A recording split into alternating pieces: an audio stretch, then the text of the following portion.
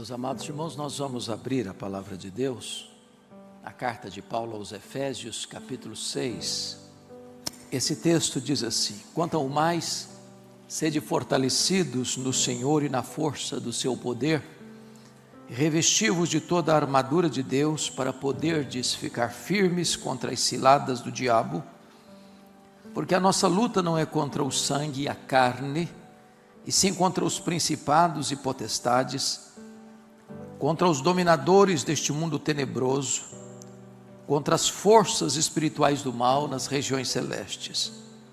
Portanto, tomai toda a armadura de Deus, para que possais resistir no dia mau, e depois de ter desvencido tudo, permanecer inabaláveis.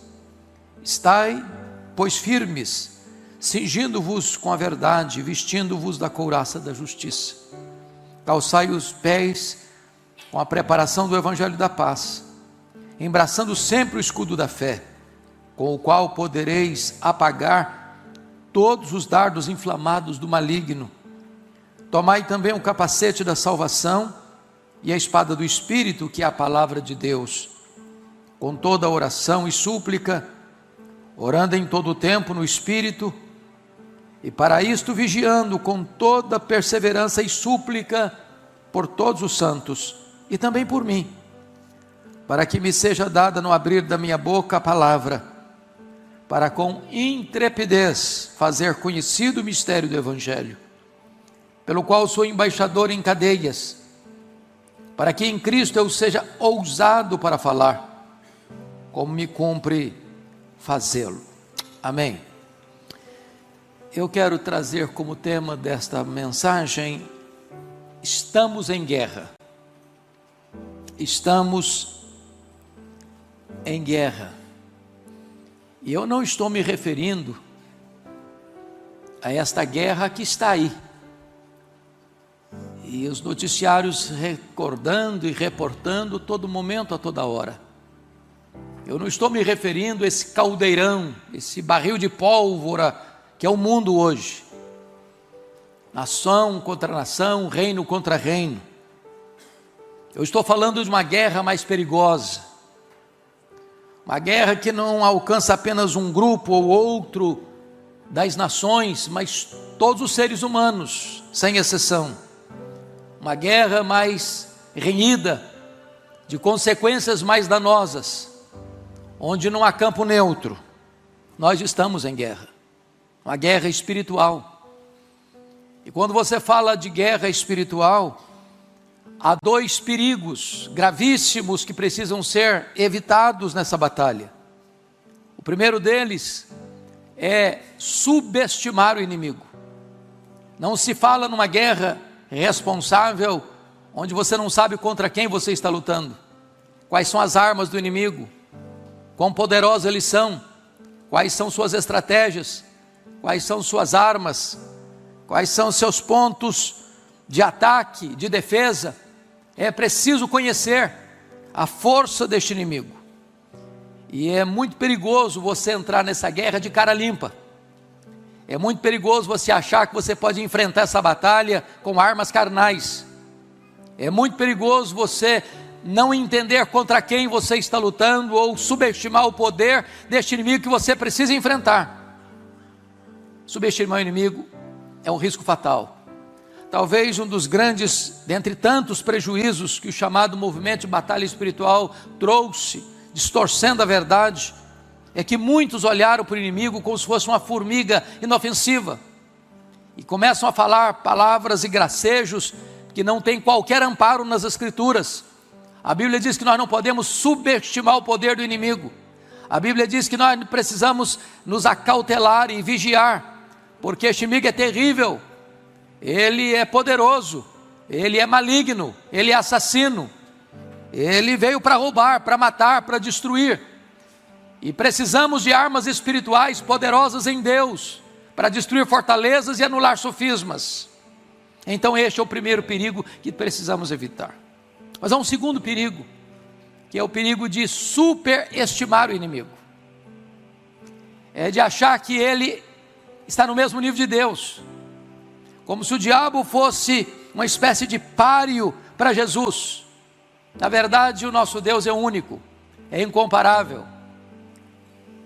Nós não estamos falando de um Deus caído, estamos falando de um anjo caído. E então, em muitos lugares se fala mais no diabo do que em Jesus. O diabo tem até microfone. E as pessoas começam a falar mais dele do que do nosso glorioso Redentor. Este é um extremo perigoso que nós não podemos nele cair. Mas Paulo, ao tratar desta matéria, no final desta epístola, considerada a rainha das suas cartas, a carta mais eclesiológica das cartas paulinas, ele vai nos mostrar primeiramente contra quem não é a nossa luta. E peço que você leia comigo o verso 12, onde ele clareia esse ponto. Vamos ler juntos, por gentileza? Porque a nossa luta não é contra o sangue e a carne, e sim contra os principados e potestades, contra os dominadores deste mundo tenebroso, contra as forças espirituais do mal nas regiões celestes. Agora eu quero que vocês leiam de verdade comigo. É muito importante a igreja acompanhar a pregação com a Bíblia aberta. Lá na sua parentela, lá nos seus relacionamentos. E às vezes você pensa que essa pessoa é o seu problema e luta contra ela. Mas ainda que você consiga eliminá-la, ainda que você consiga afastá-la do seu caminho, o seu problema não estará resolvido, porque ele é apenas um instrumento nas mãos do verdadeiro inimigo, que se tirar um do caminho, ele coloca outro e outros. Então Paulo está dizendo que você não pode encarar pessoas como se elas fossem o seu verdadeiro inimigo. Não é contra carne e sangue. A nossa luta não é contra pessoas. Seu problema, portanto, não é seu marido, sua mulher, seu pai, sua mãe, seus filhos, seu sogro, sua sogra, seus cunhados, seus parentes, seus vizinhos, seu sócio, seus colegas de trabalho. Não são seus concorrentes. Se entrarmos por aí, nós já estaremos derrotados, porque não entenderemos quem de fato é o inimigo. Mas notem comigo que Paulo agora vai dizer contra quem então é a nossa luta. E antes de voltar ao versículo 12, leia comigo em voz alta o verso 11, por favor. Vamos juntos. Revesti-vos de toda a armadura de Deus, para poderes ficar firmes contra as ciladas do diabo. E aí ele nomina, aí ele define quem é o inimigo. É o diabo. E no verso 12, seus agentes. E a pergunta é quem é esse ser? E a Bíblia define como maligno, como ladrão, como pai da mentira, como assassino, como Abaddon, Apolion, destruidor, como aquele que veio para destruir, para matar, para roubar. A Bíblia o chama de antiga serpente, o dragão, aquele que é o Deus desse século, é o príncipe da potestade do ar, é o espírito que agora atua nos filhos da desobediência. É contra este inimigo terrível, maligno, que é a nossa luta. Mas notem comigo, meus amados irmãos, que no versículo 12, ele vai trazer para nós uma espécie de hierarquia do mal. John Mackay foi presidente do Princeton, tratando deste texto, no seu comentário aos Efésios, diz que nós encontramos aqui a ordem da desordem. O inimigo não é tão tolo a ponto de ser desorganizado. Ele tem uma ordem de comando. Estamos falando de guerra. Então tem o chefe desta horda maligna, que é o diabo. E então nós temos principados, potestades, dominadores deste mundo tenebroso e forças espirituais do mal. Nem todo nível de batalha espiritual tem o mesmo grau de resistência. Dr. Mark Lloyd Jones, no seu belíssimo livro O Combate Cristão, tratando desse texto, diz que há demônios e demônios. Há momentos em que uma batalha espiritual, até num campo de uma possessão, por exemplo, pode ter uma resistência menor. Há outros momentos que a resistência é maior. E quando os discípulos não puderam enfrentar uma situação e não conseguiram lograr êxito na libertação de um menino, perguntaram para Jesus: por que nós não podemos? E Jesus respondeu: esta casta não sai senão com oração e jejum. Então é necessário entender que existe uma horda do mal, de forças do mal, que se opõem a nós, que nos atacam, que nos espreitam, que colocam situações adversas no nosso caminho. E não podemos subestimar esses perigos, ou melhor, não podemos enfrentar esses inimigos de cara limpa, com armas carnais. Precisamos de armas poderosas em Deus para destruir fortalezas e anular sofismas. Mas ainda chama a atenção dos irmãos ao afirmar que este inimigo, ele é maligno, porque notem vocês no verso 12 que ele fala: dominadores deste mundo tenebroso. Deste mundo tenebroso. Agora para um pouquinho comigo para perguntar: você tem dúvidas de que nesse mundo tenebroso, nesse sistema posto no maligno, as coisas são de fato trevosas? O submundo disso, o laboratório de todas as ideias, de todos os conceitos distorcidos, de todas as ideologias diabólicas, de todas as filosofias perniciosas, de todo o joguete nas mãos desse inimigo para perturbar, para confundir, para escravizar as pessoas. É um mundo tenebroso. Não há dúvidas, meus amados irmãos, que ideologias malignas são gestadas não apenas no coração de um homem perverso, mas inspiradas por espíritos demoníacos. Não há dúvidas de que a depravação moral que graça em nosso meio tem também inspiração maligna. Quando você abre uma Olimpíada, que é uma modalidade esportiva para o mundo todo, e se abre uma Olimpíada escarnecendo da ceia do Senhor, o que tem isso com a Olimpíada?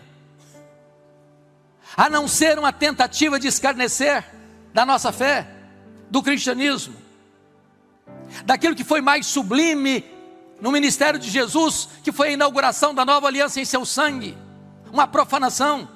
É claro que as pessoas fazem isso porque elas não conseguem ficar livres de Jesus, não conseguem. O mundo odeia Jesus e vai odiar sempre. Mas precisamos entender que o que está por trás é muito mais do que mentes pervertidas moralmente. Há uma inspiração demoníaca. Eu disse, eu não sei se aqui, pastor, não estou lembrado disso, mas me parece que foi também, que há pouco tempo, numa escola aqui no Brasil, a diretora percebeu um livro didático e recolheu o livro, porque o livro trazia uma história macabra, em nome de pedagogia. Um pai propondo casar-se com a filha, e a filha recusa a proposta de casamento do pai, obviamente, e o pai persegue a filha, e como o pai foi rejeitado pela filha, porque o pai estava propondo casar com a filha, e fazer da sua mulher, a mãe da menina, uma escrava da família. Esse é o enredo do livro. E a filha o pai sentindo-se rejeitado pela filha, quer entregá-la a uma outra pessoa, e a menina comete suicídio. E eu pergunto: o que está por trás disso? Que pedagogia é essa? O que é que se quer alcançar com isso? Qual o propósito disso? A não ser perverter as mentes, confundir as pessoas. Muito mais do que uma pedagogia às avessas e na contramão de todo o valor moral, existe uma mente demoníaca por trás. Então, é preciso parar para perceber que este mundo tenebroso, marcado pela imoralidade, marcado pela violência, marcada por conceitos e valores tão medonhos, existe sim, neste mundo tenebroso, uma força agindo. E quando você vai para a Escritura, você vai ver que essa batalha é muito mais do que você pensar numa possessão demoníaca, numa coisa mais horrível de se ver. Não, as coisas mais sutis. Por exemplo, lá em Lucas capítulo 8, versículo 12, Jesus fala do inimigo roubando a semente. Ou vocês acham que um culto não é um campo de batalha espiritual?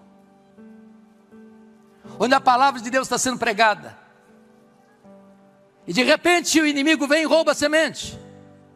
A pessoa está aqui, mas não está. Ela está aqui, mas a mente dela está voando. Ela está aqui, mas a mensagem entra num ouvido e sai no outro. Ela vem à igreja e volta à igreja, e torna a voltar à igreja, e volta outra vez, e essa palavra nunca entra, essa palavra nunca toca, essa palavra nunca mexe com as estruturas, porque o diabo está roubando a semente. Lá em Mateus 13, 24 a 30, o Senhor fala de que o inimigo semeia o joio no meio do trigal de Deus, os filhos do maligno. O diabo planta seus filhos dentro do arraial de Deus, seus representantes. A Bíblia diz lá em Zacarias capítulo 3, versos 1 a 5, que o diabo, Satanás, fica do lado direito do pregador para se lhe opor. Está lá em Zacarias. Opor-se ao pregador, a pregação do evangelho. Você vai encontrar lá em Lucas capítulo 13, versos 10 a 17, que o inimigo oprime até com doenças. A Bíblia fala de um espírito de enfermidade, de uma mulher emborcada, olhando para o chão, que precisou ser curada e liberta de um espírito de enfermidade. Uma filha de Abraão. A Bíblia diz lá em 1 Tessalonicenses 2,8, que o diabo se opõe à obra missionária. Paulo queria ir para determinada região e o diabo se lhe opôs. Nós precisamos entender isso, que a oposição ferrenha nos campos missionários. Há lugares de resistências terríveis, e nós sabemos disso.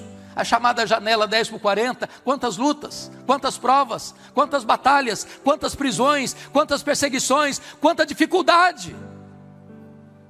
Você vai encontrar lá em Mateus 18, que o diabo atormenta pessoas magoadas que não perdoam.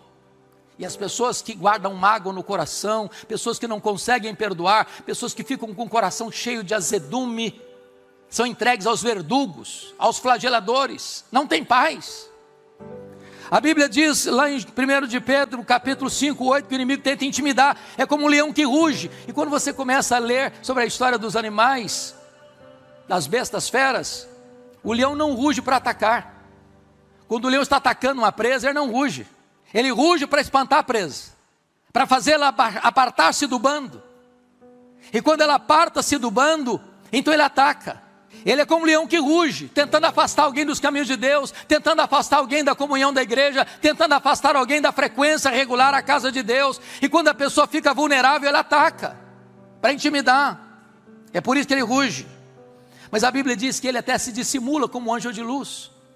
Acautelemo-nos. Mas mais do que isso, a Bíblia diz lá em 1 Timóteo 4:1, que ele dissemina falsas doutrinas, heresias, usando falsos mestres, falsos profetas, falsos apóstolos, pregando um falso evangelho, para enganar as pessoas, para levá-las à condenação. A Bíblia diz que ele cega o entendimento dos incrédulos, para que não resplandeça neles a luz do evangelho de Cristo. Portanto, irmãos, a batalha espiritual é um campo muito mais aberto. Estamos em guerra, e não podemos subestimar isso. Mas notem mais, ele não é apenas maligno também não. A Bíblia diz que ele é astuto. Volte os olhos comigo para o verso 11. Leia em voz alta comigo de novo o verso 11. Vamos juntos. Revesti-vos toda a armadura de Deus, para poderes ficar firmes contra as ciladas do diabo. A palavra ciladas aqui na língua grega é a palavra metodeia, de onde vem a nossa palavra métodos, ou estratagema, ou metodologia. O que significa dizer que este inimigo nos estuda, ele nos investiga. Talvez depois de Deus ninguém nos investigue mais. E é claro que ele tem diversas armas, ele tem diversas estratégias. Às vezes o ponto vulnerável de uma pessoa não é o ponto vulnerável da outra pessoa. Às vezes para algumas pessoas o ponto mais frágil é o sexo, para outras o ponto mais vulnerável é o dinheiro, para outra área mais vulnerável é o poder, para outra área mais vulnerável é a vaidade. E ele tem diversas armas, ele tem diversos estratagemas, ele tem diversas maneiras de agir. Em outras palavras, ele conhece o seu calcanhar de Aquiles, ele conhece o seu ponto vulnerável, ele conhece aquela abertura na sua armadura, aquele flanco aberto na sua vida. Mas notem comigo outra coisa. Volte os olhos comigo para o verso 13, e vamos ler juntos o verso 13. Vamos lá? Portanto, tomai toda a armadura de Deus, para que possais resistir No dia mau, só até aqui. Para que possais resistir quando? No dia mau. E a pergunta para nós é esta: então existem dias bons e dias maus? O que Paulo está falando? Do que ele está tratando? E a resposta é que se você está pensando num aspecto de batalha, de guerra, e você já assistiu tantos filmes bons de guerra, você vai notar que nem sempre é a estratégia de um adversário lutar. Tem hora que se recua, tem hora que se recolhe, tem hora que você refaz as estratégias. E de repente, quando o inimigo imagina que não tem mais luta, ou que o inimigo já se afastou, se recolheu, então vem um ataque frontal, avassalador. E na vida espiritual não é diferente. E vocês são testemunhas disso. Você para pensar na sua vida agora, naquele momento em que você relaxou um pouco, você arriou as armas, você estava numa época de folga, de tranquilidade, sem nenhuma pressão, tudo indo bem na sua vida, e você começou a se afastar um pouco, já não lia tanta Bíblia mais, já não orava tanto mais, já não era tão frequente mais a casa de Deus, parecia que estava tudo bem, que você até tirou férias de Deus. Aí de repente, um combate terrível, um ataque frontal, calibre pesado em cima de você, armas terríveis em cima de você. É o dia mau, é o dia mau. Então muito cuidado, porque este inimigo age sob pressão. Ele vem com armas pesadíssimas, com ataques terríveis, e você precisa ficar atento para esse dia mau, da tentação, da sedução, da pressão, onde você pensa que você vai ser engolido. E Paulo diz que isso é estratégia de guerra, é atacar você de forma tão furiosa, tão virulenta, tão intensa. Mas prossigamos agora na leitura do verso 13, porque há algo a destacar aí ainda. Então, vamos prosseguir. E depois, vamos lá, juntos aí. E depois de terdes vencido tudo, permanecerem inabaláveis. Preste atenção que Paulo está dizendo que você é vencedor, vitorioso. Depois de vencer, quê? Tudo. E até parece, bom, já venci tudo, então não precisa mais lutar. E é nessa hora, irmãos, que nós nos tornamos muito vulneráveis. Alguém já disse, com certa razão, que você nunca é tão vulnerável como quando depois de uma grande vitória. Porque a tendência depois de uma grande vitória é dar uma descansada, é igual o time de futebol. O cara joga uma partida muito intensa, e aí todo mundo fala, agora vamos descansar, porque tem uma próxima partida na semana que vem. E às vezes o crente tenta fazer a mesma coisa. Ele teve uma vitória expressiva, agora vou descansar, agora vou tirar férias, agora também passou uma semana sem ir na igreja. Agora eu não vou ler mais essa Bíblia essa semana, agora eu vou orar muito pouco, eu nem vou orar. E aí note uma coisa, amados irmãos, é que este inimigo, ele não desiste, ele é perseverante. É aquilo que aconteceu lá em Lucas 4, quando o diabo ataca Jesus no deserto, com 3 tentações muito perigosas, e Jesus triunfa sobre ele, dizendo, está escrito, está escrito, está escrito. E diz a Bíblia que o diabo deixa, até momento oportuno, e o diabo volta, de que maneira? Com outras armas, usando Pedro, para afastá-lo da cruz, e Jesus arreda Satanás, usando os discípulos, para afastá-lo da agenda estabelecida pelo Pai, de ir para Jerusalém, usando a multidão para arrebatá-lo, para fazer um rei político, um Messias, apenas para resolver os problemas do aqui e do agora, usando a multidão, que grita ao pé da cruz, desça da cruz e creremos em ti. O inimigo usa armas diferentes, pessoas diferentes, estratégias diferentes, lugares diferentes, circunstâncias diferentes. Então persevere, porque depois de uma grande vitória, como Elias, você pode se vulnerabilizar. Continue vigiando, continue firme. Mas agora, notem comigo, que se você está pensando em guerra e precisamos vencer, precisamos também de armas espirituais. E a partir do verso 14, Paulo vai falar de que você precisa de toda a armadura de Deus. Versículo 11, revesti-vos de toda a armadura de Deus. E a partir do verso 14 já começa a descrever a armadura. Primeiramente você precisa estar cingido, completamente tomado, envolto pela verdade. E a verdade é a palavra de Deus. É preciso conhecer a palavra, meus irmãos, é preciso conhecer a verdade. Não adianta você saber a citação do texto, você tem que ler o texto.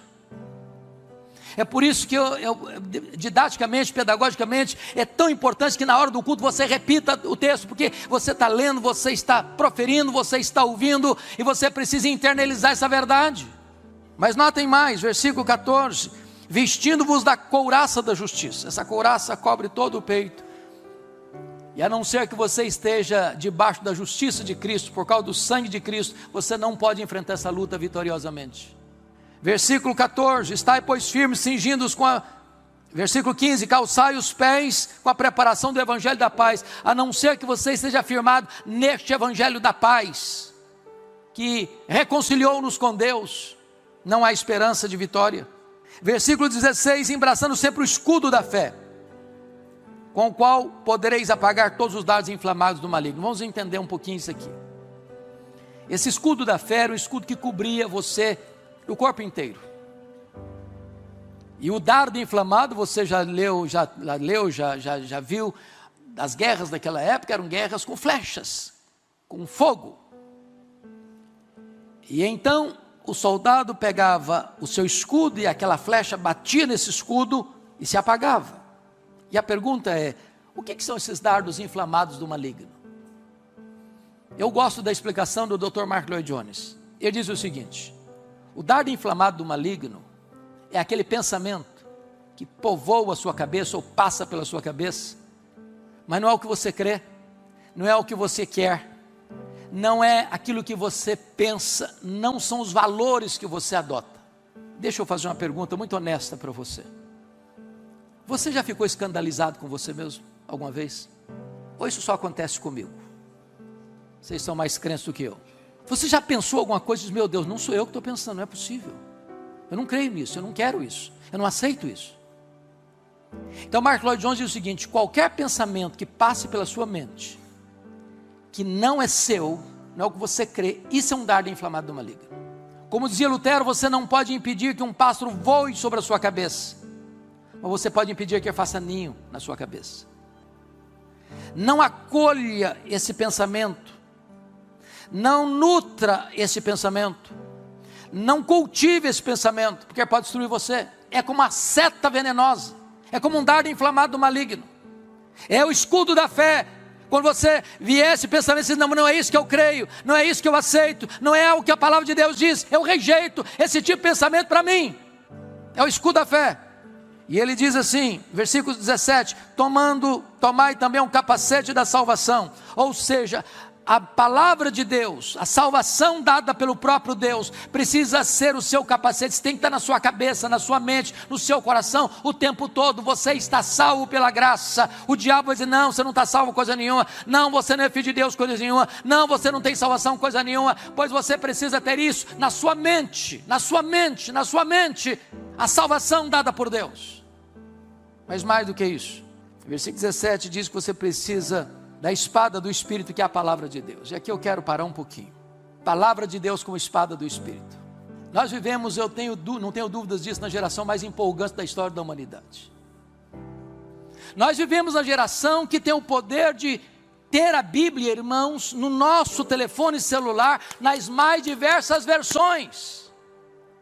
No grego, no hebraico, no inglês, no espanhol, todas as Bíblias de estudo, está aqui no seu celular. E nós estamos vivendo uma geração de analfabetos da Bíblia. Eu temo, pastor Jailton, que se nós aleatoriamente chamássemos 20 membros da igreja, dos antigos inclusive, sem desmerecimento ninguém. Olha, eu quero 20 irmãos aqui que vão recitar de cor 20 versículos da Bíblia. Eu temo que a gente passe um pouco de vergonha. E eu queria aqui repetir o que disse aqui há algum tempo. Uma das coisas que me marcou muito numa das viagens últimas que fizemos foi conhecer um pouco melhor da igreja valdense, igreja protestante, que foi igreja protestante 400 anos antes da reforma. que depois que a reforma chegou, no século XVI, se uniram à reforma calvinista, lá de Genebra, porque moravam ali por perto. Pedro Valdo, fundador, era um comerciante rico de Lyon, na França, em 1173. E ele usa a sua riqueza para traduzir a Bíblia, e usa a sua riqueza para fazer cópias da Bíblia. Para vocês terem uma ideia, uma cópia da Bíblia custava 1 ano de trabalho, 1 ano, para fazer uma cópia. Sabiam eles que a igreja oficial da época iria persegui-los, iria queimar suas cópias, e eles treinaram jovens evangelistas, que eles chamavam os barba, que iam de casa em casa, de vila em vila, para ensinar a palavra de Deus, de forma clandestina, porque eram terrivelmente perseguidos. Chegou um tempo em que eles entenderam que precisavam memorizar a Bíblia, porque as cópias seriam queimadas, como foram todas queimadas. E eles tinham tudo memorizado, e reproduziram tudo de novo, fielmente. Hoje nós não memorizamos mais Bíblia. E eu quero fortemente encorajar você uma coisa. Eu sei que cada um tem seu estilo e tem seu gosto.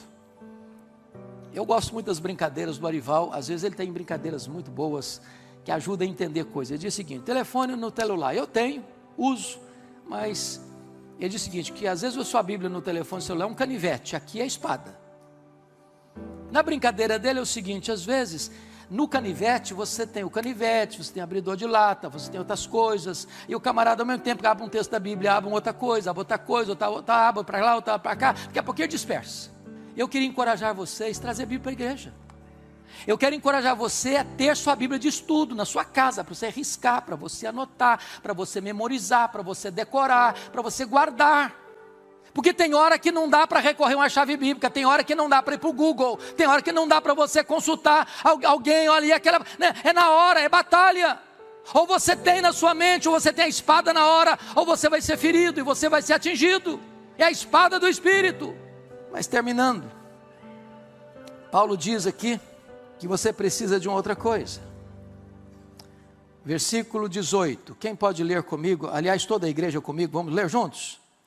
Com toda oração e súplica, orando em todo o tempo, no Espírito, para isso vigiando com toda perseverança e súplica, por todos os santos. Esse exercíciozinho aqui, vocês vão debruçar de novo no verso 18 e vão me dar uma resposta. Qual a palavra mais repetida no verso 18? Me fale, por favor.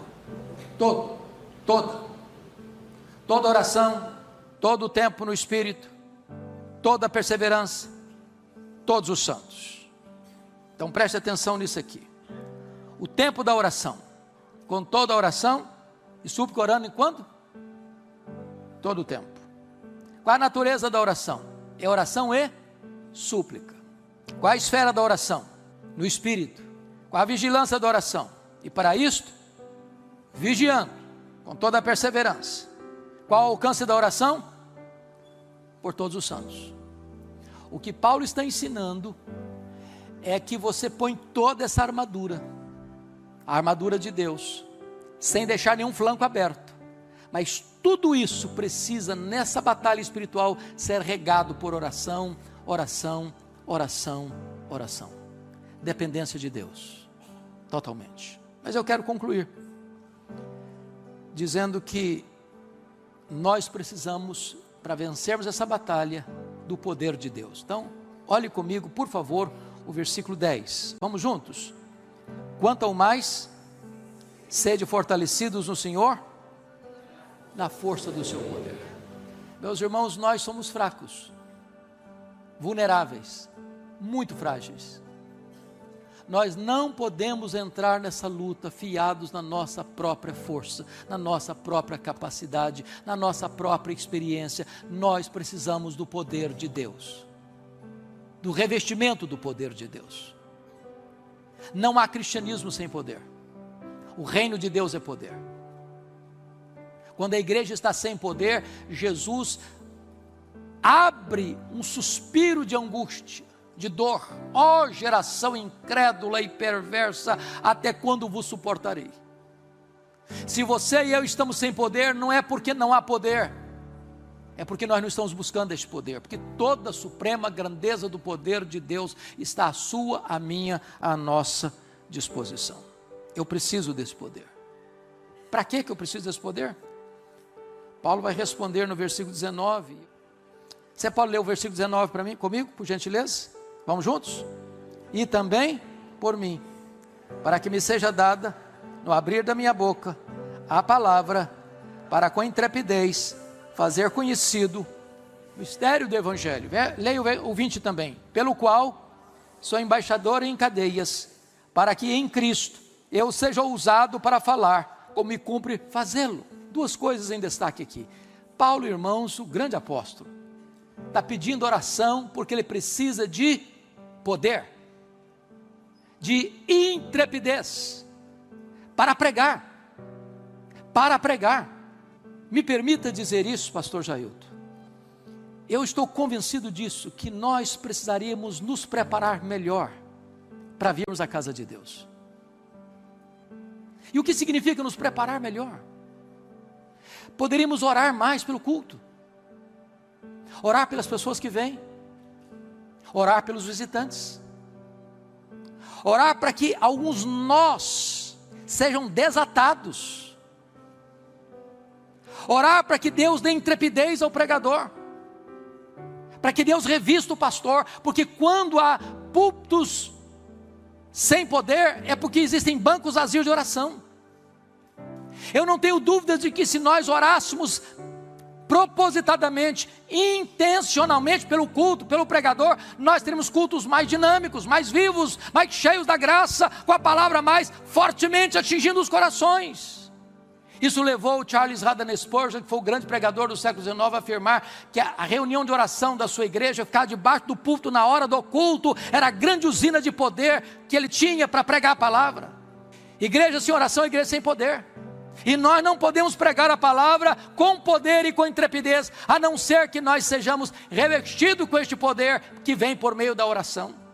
O que eu acho interessante, e eu termino aqui, é que Paulo diz, pelo qual eu sou embaixador em cadeias, pelo Evangelho, eu sou embaixador em cadeias, para que em Cristo eu seja ousado no falar, como cumpre fazê-lo. Eu fico imaginando Paulo, chegando em Roma, preso, algemado, talvez com o coração um pouco apertado, meu Deus, eu queria tanto ir para a Espanha, eu queria tanto passar um tempo com a igreja, eu queria tanto ministrar a igreja de Roma, e agora ele vai para uma prisão, e ele está pedindo oração, para que Deus lhe dê intrepidez, porque ele é um embaixador em cadeias, e de repente diz lá em Filipenses capítulo 1, que ele está preso em Roma, e toda a guarda pretoriana toma conhecimento das suas cadeias em Cristo, e de repente esse camarada começa a perceber que aquele era o campo missionário dele, que aquela era a igreja que ele devia pregar,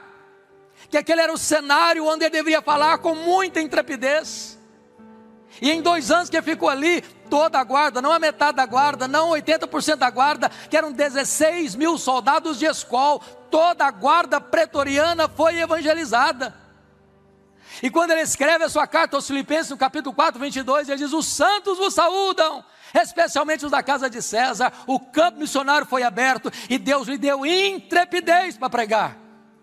E eu quero encorajar vocês, amados, para nós orarmos pela igreja, orarmos pelos pregadores que Deus levanta nesse púlpito, para que eles sejam revestidos com o poder do Espírito Santo, para que no abrir da nossa boca haja virtude do Espírito Santo, e corações se rendam, corações se dobrem, e a palavra de Deus prevaleça, e a batalha seja ganha no poderoso nome do Senhor Jesus Cristo. Vamos orar, queridos, fiquem em pé por gentileza, para buscarmos a Deus em oração. A vida cristã é marcada por altos e baixos, mas é justamente nos momentos mais difíceis que a nossa fé é provada e fortalecida. A Bíblia está repleta de ensinamentos sobre a esperança, e essa mensagem de renovação e confiança em Deus deve ser um alicerce em nossas vidas. Ao nos reunirmos em comunhão e oração, nos tornamos parte de algo maior, um corpo que compartilha da mesma fé e busca o mesmo propósito, honrar e glorificar a Deus. A fé não é apenas uma crença abstrata, mas elas se resolvem em uma prática diária que nos move em direção à confiança em Deus e com os outros. Quando estamos juntos, adorando, louvando e aprendemos, somos fortalecidos. A palavra de Deus nos diz em Mateus 18:20, porque onde estiverem 2 ou 3 reunidos em meu nome, aí eu estou no meio deles. Esse versículo nos lembra que a promessa de Deus é real e ativa entre nós, especialmente quando estamos em comunhão. A comunhão é mais do que um simples encontro social. É um momento de compartilhar, crescer juntos e se apoiar nas dificuldades. Quando estamos reunidos, seja em cultos, encontros ou pequenos grupos, criamos um espaço onde a fé pode florescer e a esperança pode ser renovada. O apóstolo Paulo, em suas cartas, enfatiza a importância da unidade no corpo de Cristo, dizendo em 1 Coríntios 12:12, porque assim como o corpo é um e tem muitos membros, e todos os membros, sendo muitos, são um só corpo, assim é Cristo. Você tem experimentado o poder da comunhão em sua caminhada de fé? Como está em unidade com os irmãos fortalece a sua confiança em Deus? É por meio da comunhão que percebemos conselhos sábios, palavras de encorajamento e podemos dividir nossos fardos. Somos chamados a nos apoiar uns aos outros, a orar pelos que estão em dificuldades e a caminhar junto no amor de Cristo. Essa unidade nos dá força para enfrentar lutas diárias com coragem. Enfim, também não podemos deixar de orar, porque a oração nos dá força para continuar, renova as nossas esperanças e nos conecta profundamente com o Criador. Ou seja, a oração é a nossa ponte de comunhão com Deus. Além disso, quando oramos juntos como comunidade, fortalecemos ainda mais os nossos laços que nos unem como corpo de Cristo. A vida cristã é uma jornada de fé e confiança. Cada desafio que enfrentamos é uma oportunidade de crescer espiritualmente e fortalecer o nosso relacionamento com Deus. A comunhão, o louvor, a aplicação da palavra, a oração são pilares mais do que fundamentais para viver uma vida cristã plena e abundante. Que possamos, dia após dia, renovar nossas forças em Deus e caminhar com confiança sabendo que Ele está sempre ao nosso lado. Amém? Você gostou desse vídeo? Me diz aí o que você achou. Quais têm sido as suas dificuldades e como tem sido a sua vida em comunhão com a igreja? Diz aí nos comentários para mim. E se você chegou até aqui, ainda não deu o like ou se inscreveu, aproveite este momento para fazer isso, para nos ajudar a disseminar essas mensagens para cada vez mais pessoas. Que Deus te abençoe muito. Até o próximo vídeo.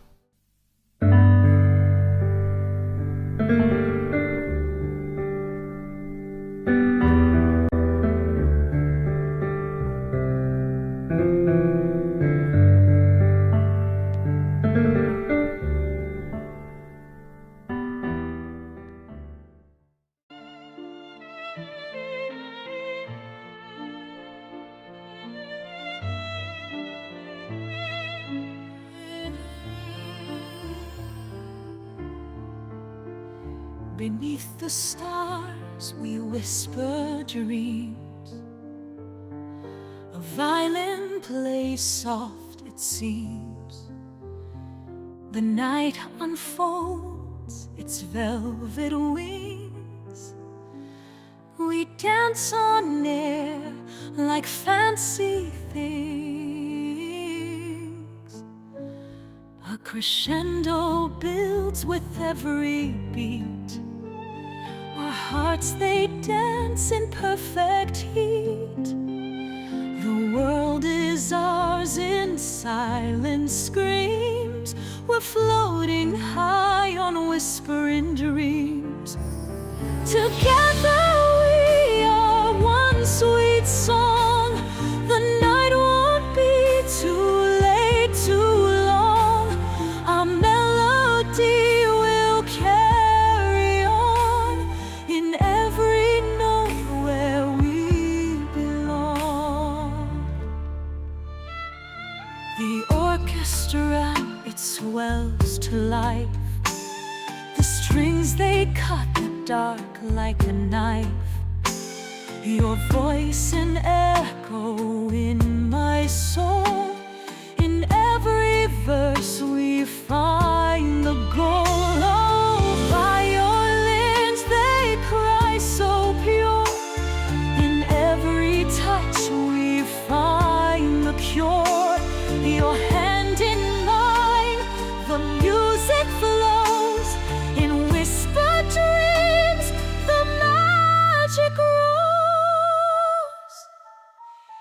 Together